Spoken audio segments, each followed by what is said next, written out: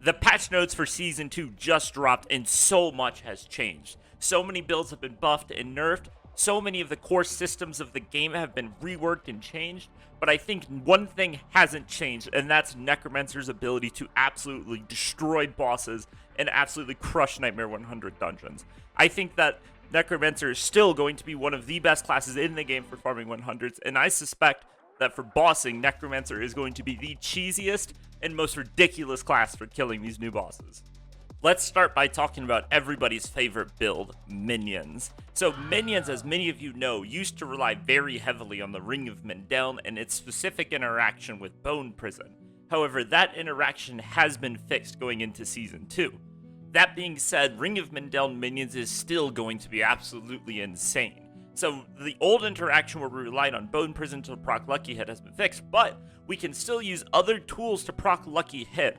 And with good RNG and the correct stats on our gear, you're still going to see Necromancer one-shotting bosses like Uber Lilith. While it won't be as consistent and the peak damage won't be as high, it will still have the ability to pull this off. The standard minion build is also seeing substantial buffs. I mean ridiculous buffs to their damage and survivability, and I think that this build actually might be getting buffed to the point where it could be considered an S tier build on its own right. Now, there are two Vampiric Hearts, Hectic and Anticipation, and these when combined will substantially increase the uptime on Land of the Dead. We then pair those with the Unyielding Commander's Aspect, which will give our minions 200% attack speed on a two-handed weapon and 90% damage reduction.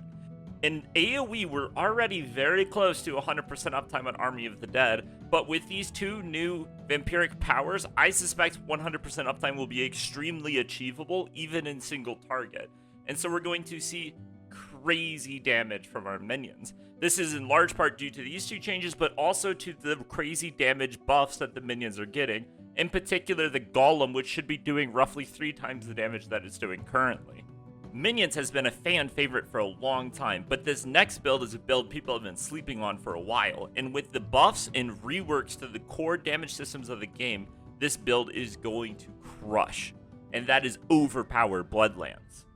This build has received many new crazy multipliers that we'll get into in a moment, but first we have to discuss the Overpower rework. Essentially, before, Overpower was its own instance of damage that had nothing to do with crit, vulnerable, or the base damage of the skill.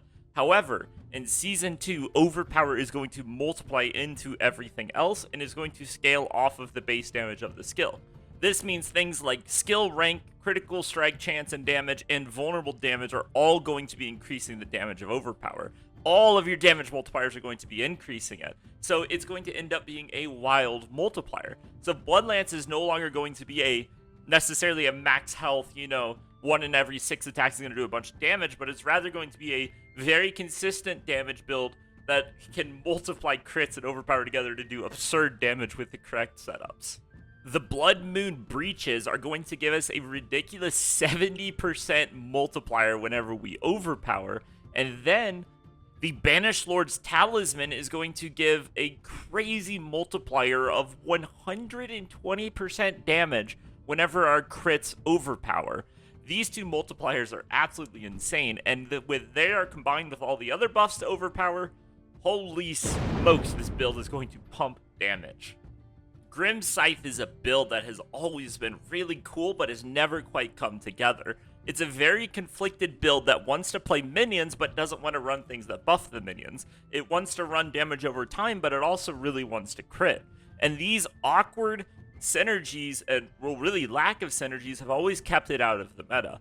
But in this patch, there's been a number of changes that significantly increase its power.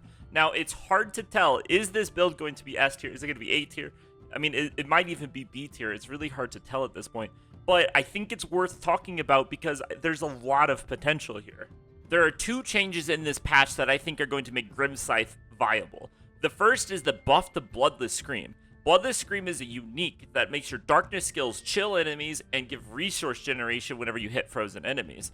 Now, it's also going to have a damage multiplier against frozen enemies, which is a big deal. On top of this, the minions, like I said, you really want to play minions in this build because there's a lot of multipliers and resource generation and all kinds of stuff associated with minions. And Death's Defiance being baseline makes this build really viable. Because before, you would have to invest a lot of points into keeping your minions alive, but now Death's Defense, which is the best minion defensive in the game, is just built into your minions intrinsically. If you don't know, it caps the amount of damage minions can take to 30% of their maximum health. So they're always going to have to get hit at least 4 times to die. And so this makes minions viable in this build without having to invest a ton of resources and glyphs and paragon and skilled passes into making them stay alive. While Scythe's full potential has yet to be realized, this next build is tried and tested and has gone through the preseason and Season 1 and has come out one of the best builds in the game in both patches. And I think in Season 2, it is going to absolutely crush. This build literally might just be the best build in the game, and that build is Infinus Necromancer. There are 2 main variations of Infinus. The first is the raw damage over time corpse explosion, and the second is the crit focus Shadow Blight variation. Now, both of these variations are receiving significant buffs in a bunch of ways, but also the hybrid version is receiving possibly the biggest buff. Now, if you don't know, the biggest difference between the raw DOT version and the crit version has always been that the crit version didn't peak as high in AoE. You know, its AoE's damage wasn't as impressive, but it was able to kill single target bosses much better, whereas the damage over time build scaled absurdly well in AoE. Now, Shadow Blight has been reworked so that the damage that it does actually scales off of your shadow damage over time bonus. This means that you can play a hybrid version that has ridiculous AoE scaling while also being able to do very well against bosses due to its high uptime on invulnerable and its consistent damage output. A very important buff happened to Black River. Black River is the unique that causes your corpse explosion to consume extra corpses to increase the damage substantially. And the buff to Black River is very important. It has replaced 2 bad affixes with 2 amazing affixes.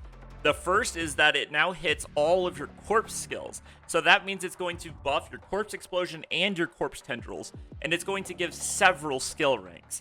And those skill ranks are going to represent a big cooldown reduction on corpse tendrils and a very large damage multiplier on corpse explosion.